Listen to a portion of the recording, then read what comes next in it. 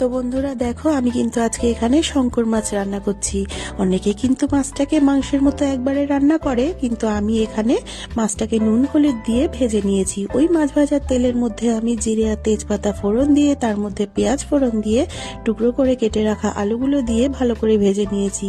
পেঁয়াজ আর আলু ভালো মতো ভাজা হয়ে তার মধ্যে পেস্ট করে রাখা মশলা, আদা রসুন আর কাঁচা লঙ্কা বাটা এবং টমেটো কুচি দিয়ে ভালো করে মশলাটাকে কষিয়ে নিয়েছি। এবার মশলা ভালো করে কষানো হয়ে গেলে ভেজে রাখা মাছগুলো তার মধ্যে দিয়ে আর একটু ভালো করে কষিয়ে নিয়েছি। আর এদিকে আমি গরম জল বসিয়ে দিয়েছিলাম, কারণ যে কোনো জিনিসে, মাংসে বলো মাছে বলো, একটু গরম জল দিলে সেই জিনিসটা কিন্তু টেস্ট অন্যরকম হয়। তো চলো দেখি আমাদের মাছের ঝোল কতটা কমপ্লিট।